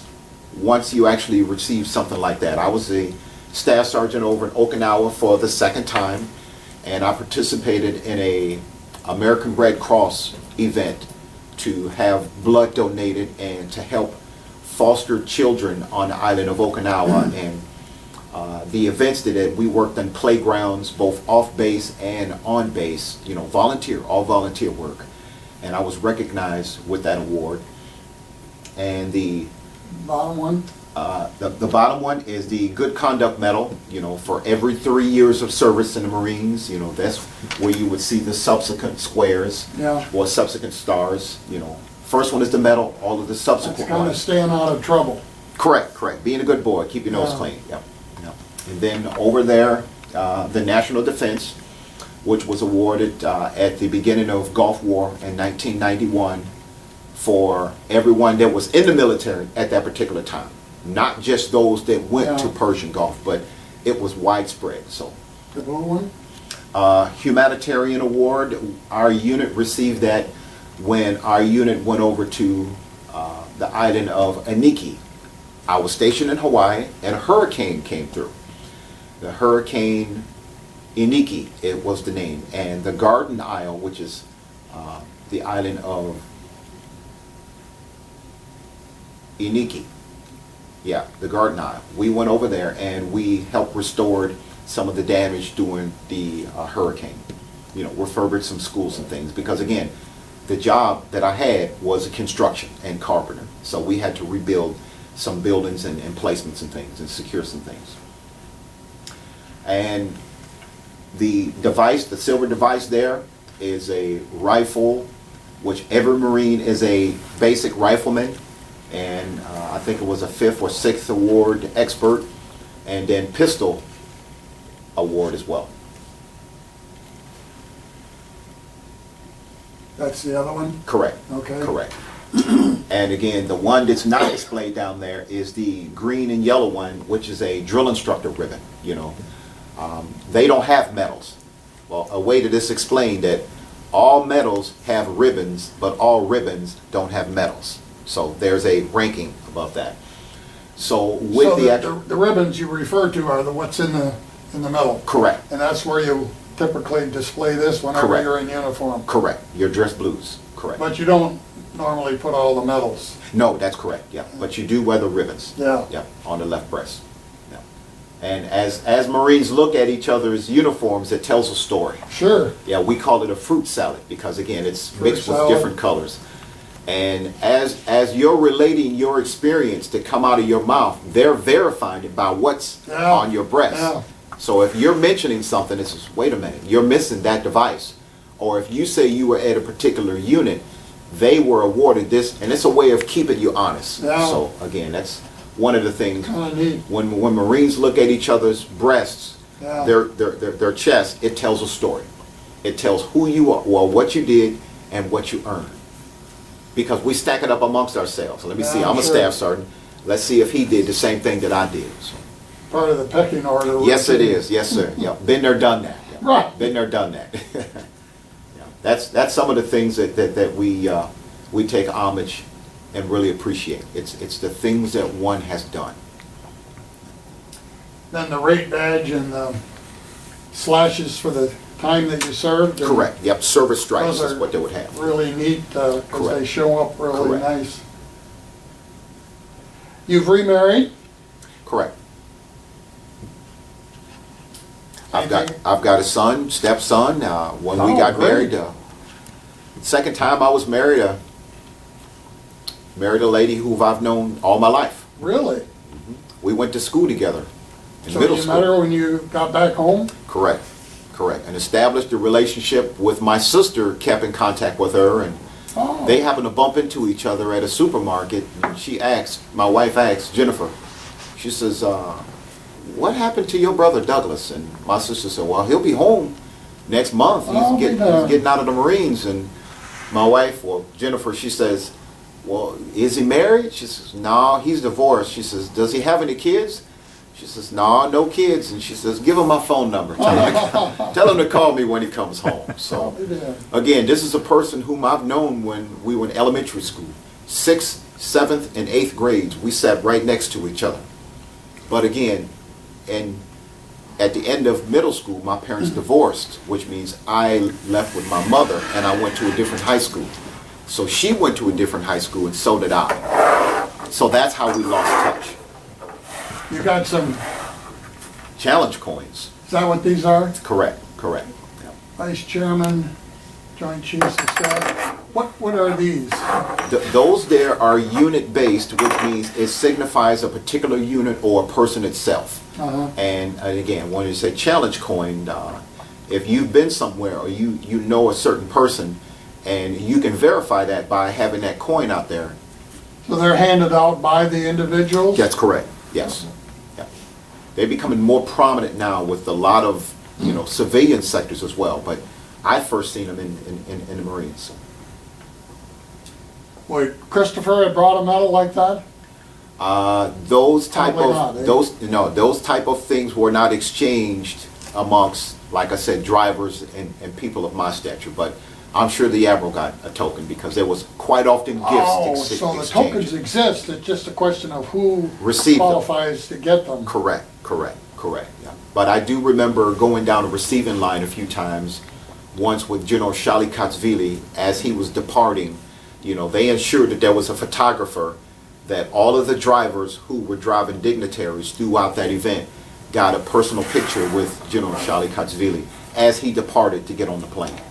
So that was pretty unique. But, I can remember picking up Ambassador John Negroponte when he came over to see Admiral Larson for a meeting, sat right in the back seat. And then U.S. Central Command John Sheehan sat right in the back of me as I picked him up from the airport. This is Admiral William Owens, Mm-hmm. Vice Joint Chairman at that particular time. Drill Instructor Association. U.S. This is U.S. similar to- Pacific Command, yep. Chief, Commander-in-Chief, U.S. Pacific Command. The Commander-in-Chief, USS Outcome for excellence.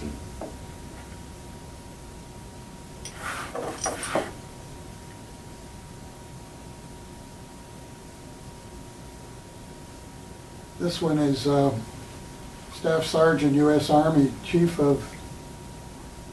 Vice Chief of Staff. These would have been guys that you would have gotten this from that you were escorting Correct. around. Correct. Some big generals in here. Marine Force Pacific from Commander of Marine Force Pacific, Krulak, Marine Corps. Correct. Wow. These things are kind of heavy. They have someone that carries these. Yes, sir. I can't imagine your chief of staff is sitting here with a pocket full of these. Usually the aide-de-camps or the attachés, they keep They even got their signature in there. That's kind of personal. That's neat. the aide-de-camps, which is usually a lieutenant or lieutenant junior grade or a captain. Well, They carry the briefcases and things of that nature. I don't know that your job as being the security attaché type of guy is going to win you any medals when you got home, but it certainly was a worthwhile experience while you were in the service to get to meet a lot of people you otherwise would never have had a chance to Would meet. never have had the opportunity. And strike up some permanent relationships that you've had a chance to do, so that's kind of neat. Anybody have any other questions they want to ask Doug? I have kind of an irreverent one. How come somebody named Douglas MacArthur went into the Marines? I got harassed for that too, believe me, I did. I did. Somehow that doesn't surprise me. Yeah, I got harassed at that. Oh, I did. Yeah. I did. But It just appealed to you more than the Army did. it did. But it was awkward that, again, my father's name is MacArthur Marble, but he never served in the military. At that time, I believe the draft was still going on back in 64, 65, when I was born. But some of his classmates are clients of mine. Some of the people that I counsel for veterans benefits knew my father. They went to Eastern High School over here on the east side of Detroit. And when I went into that establishment, which is a veterans club, like the American Legion Club or VFW Post, I see all these older gentlemen that were there. And again, me as a younger individual, not hopefully being intimidated, but my job was to ensure that you have the knowledge that was never told to you. That's all I wanted to do, was to share this information. And they're listening to this presentation to somebody who's in the early 40s, and they say, Marble, I know a MacArthur Marble is. Are you any relation? I said, yes, sir, that's my father. Hot dog, I says, I knew your father when he was in high school, and quite a few of them stood up and says, how is he? I said, well, he's doing fine. He just retired from Ford, almost 40 years, and sitting at home and working at, Home Depot part-time, but he's still alive. And they were able to strike up some conversations again from people that he hadn't seen since I was born. But yet now I'm counseling them, so they were able to strike up conversations. And that was interesting. Yeah, neat. Yeah, that was interesting. They look for me for information. But I understand it's not me, it was the information that was explained to me, and that's basically what I do as a veteran. I usually try to identify myself with a Marine Corps veteran hat, because it's pretty evident that you're going to see Vietnam veteran license plates, the yellow and the green. I look for those, and I ask them quite often. I said, how are you doing? Thank you for your service and welcome home. Sometimes they say, I was never told that. And Isn't I asked that them, neat? I had that happen to me just Yep. 2 weeks ago. Some lady in a bus, school bus, called me over, and I thought, gee, I must have left something on the bus. She just, thank you. yeah, For what? For She what? said, well, you were in the Navy. He said, yeah. She said, that's what I'm thanking you for. oh, And I thought, gosh, that kind of brings a lump to your throat. That's pretty neat. yeah, real acknowledgement, Yeah. appreciation. Yeah, But your name, it didn't strike me as unusual. It did a while back, but when you're in the service, your relationship to command is much more important than politics. names mean a lot. Yeah, that's the most important thing. Yeah. And when you know Admiral Mackey, it doesn't matter what his politics or Yeah. what his shortcomings were. Yeah. It was his position Yeah. that's so important. Very good man. Yeah, That's how I learned to love to appreciate country music. yeah, that's right. That was He his. used to That was whistle his in the back choice. seat. Yeah, that was his choice. He said, Yeah. "Here, Doug, put this tape in." Yes, who was, sir. I put it in. Who was you mentioned the girlfriend. What was her position? She had some important position. Older woman? Well, older than me. Yeah, I mean, not young, Yeah, but more his age. a little younger than him. Yeah. Yeah, in the middle. What was her, she was a general? No, sir. She was in the Marines. What was her title? I thought you gave me a title that sounded pretty important. I can't actually recall a title, but there was a friend that we would go and see a few times. Have you met her? Not Not formally. not formally, and No. not without his presence. So. But she knew you. Oh yes, Oh, yes. okay. As Marines, we were Yeah. introduced to each other. I thought you had given me a title and No, I thought sir. that was kind of impressive. No, sir. Okay. Yeah, there was some good relationships that were established, and some fond memories, of Yeah. actually the interactions that we had. For sure. Quite impressed with the Admiral staff, because after Admiral Larson left, Admiral Mackey retained the same staff. They kept the continuity because they knew the house and they knew what was expected, you know, and just that routine. And you said it may have been difficult to do those things, but it was engraved in me that first I go get the vehicle, get my weapon, go get the paper, drive to the Admiral, pick him up, wait for the door to open, Yeah. grab the briefcase, put it in the car, salute That's him, neat. You open went the through door that with me, and I every day. get up early in the morning, Yeah. go to the station, Yeah. pick up the car, check the car. Correct.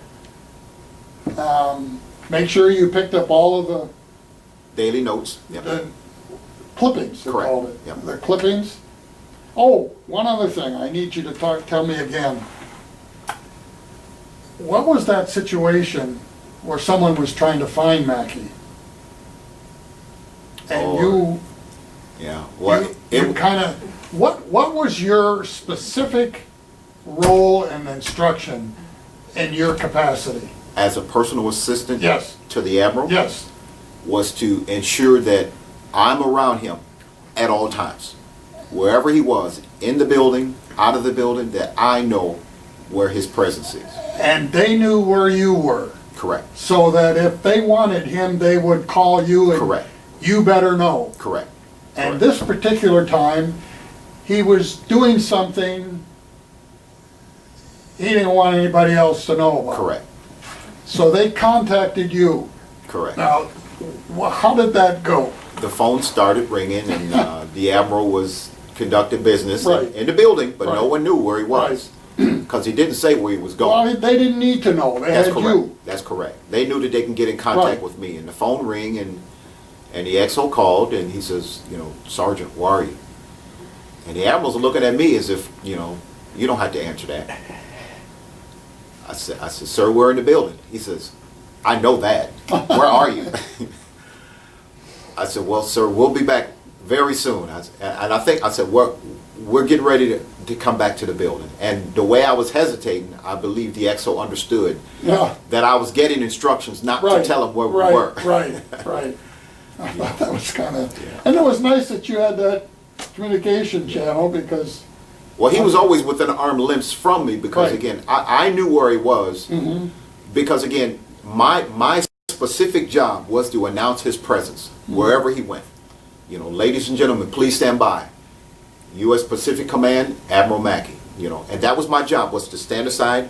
And after I conclude that, there he is walking in the office, which meant that if I'm walking down the hallway, most enlisted and officer personnel did what? Stood to the side. right, Because they knew he's probably coming around the corner. And he's reading a briefing because he's getting ready to give a speech somewhere or a news clipping. So as I'm walking through the hallway, most people, gangway, gangway. make a hole. That's in essence what they were saying. Yeah, get out of the way because the Admiral's directly behind them. Even if I went to the PX to go grab something for myself, people Right. would clear the line Yeah. because he was a smoker. Right, We would often go down in the PX and I would hold up a line for him to grab his items, and the cashier was waiting for him to come through, pay for his items, and then we'd leave. Or if he was in the barber shop, no one was going in between this time and this time Right. because I was standing outside Right. waiting for him to get off the elevator to go in there, conduct his business, and come out. and whenever you're walking with him, not you, but lower echelon people, Correct. always walk just behind. Correct, to the rear, except for myself. You're right, I was in front. while you were, Ensuring, Making a hole. ensuring that the aisle was clear, or the Right. hallway was clear, or the individuals that were in that office knew that I'm about to call you to attention. right, Stop what you're doing, get off the phone. U.S. Pacific Command, Admiral Mackey is about to address the office. So as I walk into an office, stand by. That's all I had to say. Stand by. People would stand up because they know within a moment's notice the Admiral's walking in. And he always tell them, you know, at ease, at ease. yeah, But then there was sometimes I walk around the building because I wanted to, and the same thing would happen. I had to explain, no, it's just me, it's not the Admiral. I says, well, you need to go back upstairs. Because I was on an important phone call and I hung up the phone when I seen you walk in the office. So sometimes it was a double-edged sword. You know? Yeah. So that kept me in the office most of the time because, again, that was my job, was to stand guard at that post. You know, when I walk into a briefing room, there were 3 stars, 2-star, 1-stars, and lieutenant colonels and colonels sitting along the wall. Now, And when I walked into the office and I said, "Stand by, ladies and gentlemen," they know. Cut the chatter, the admiral's about to walk into the office. And once I announced his presence, then I closed the door. Nobody else gets in after that. Once the door is closed, you're not getting in. So I'm at parade rest waiting. And I had a electronic key card to go into. He had a secret door to get inside of his office around the corner from the glass doors. And that was the door that he would mostly use. Because when he used that secret door, nobody else in the office, the XO didn't know because he didn't come out the main door. But my desk and my chair was positioned, and all he did was look at me and grab the doorknob. And I know, get out towards the elevator because he's leaving somewhere. And when the XO sees me run past his door, where's the admiral going? Because they already know he went out the side door and he didn't say anything. But he would look at me and walk out the door. That's when I knew, get on out there.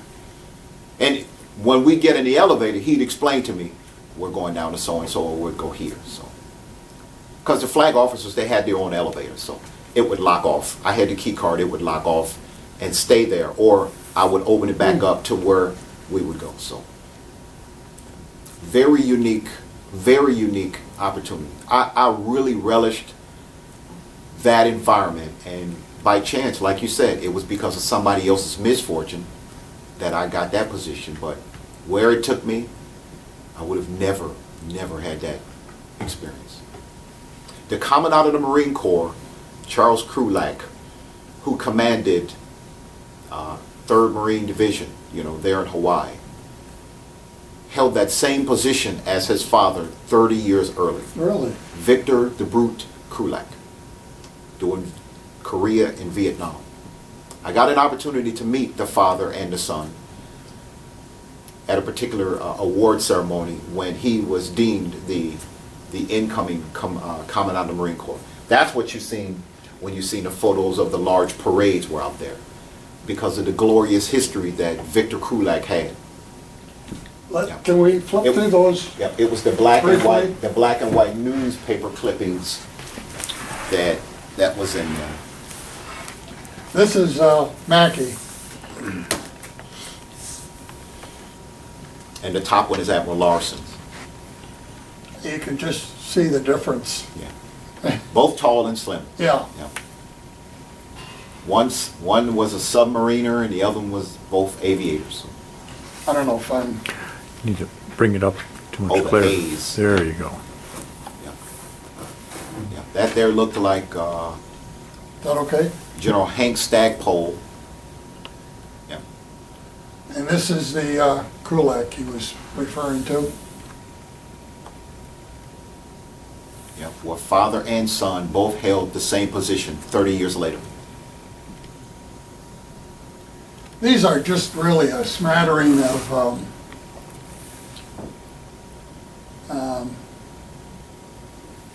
people he worked with. Yeah, that's father and son. They both held the same position. The son 30 years later. Huh. Yep. I bet the old man was proud. Yes, he was. 30 years later. And there's Hail to the Chief. 3-day vacation.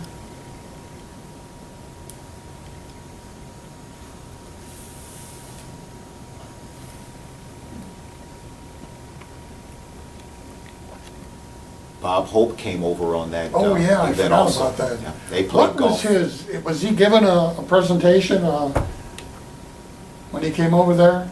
Was his troop with him to do a show? No, sir, no, sir. It was all in the presence of the VJ Day ceremony, Oh. the 50th commemoration of the end of World War II. This is some more of the Lieutenant General Krulak. Yeah.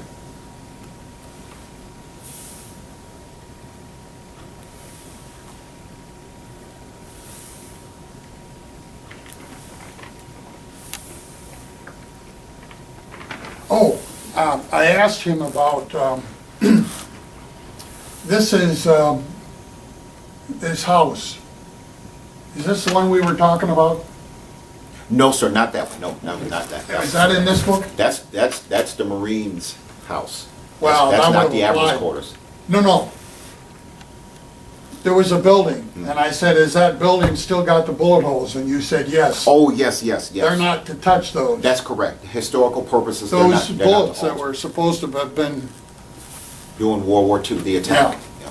They are still there. and here's the limo. Marquee? Mercury Marquis, correct. Yeah.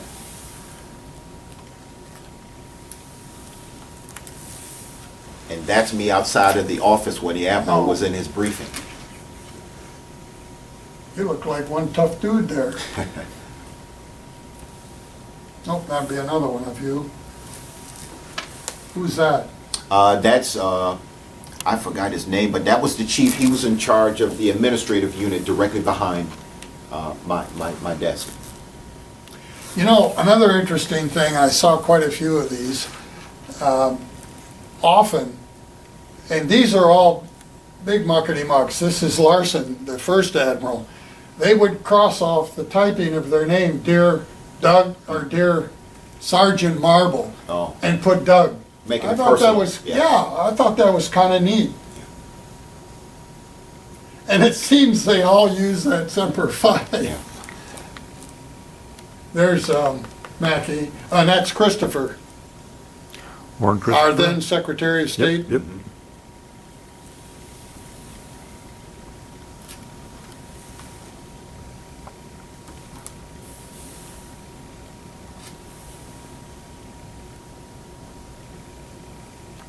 And this is the only plaque that's on the car. There's no other recognition except the flag on the fender. Correct, yeah. And that placard is removable. When he's got in the Yeah, vehicle, I right. take it out. My God, that's you. Sergeant Marble's son. Yeah. That's when I went to Okinawa the second time, 10 years later.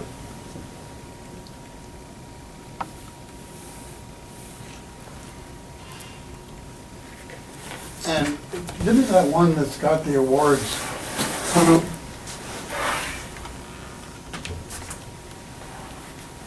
Thanks. These are kind of a collection of personal scrapbook.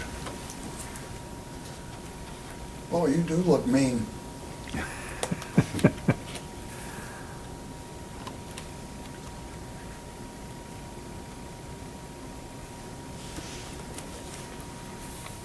This is the certificate of commendation, the drug-free invitational drill meet.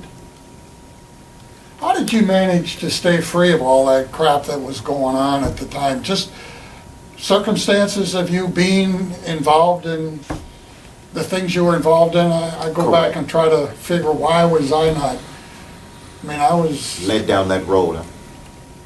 not down a silver path. It was rather rough when I was growing up, and try to think all the activities I got involved in during the summer kept me away from Correct. all the riffraff and Positive environments. circumstances, and commended Department of the Army.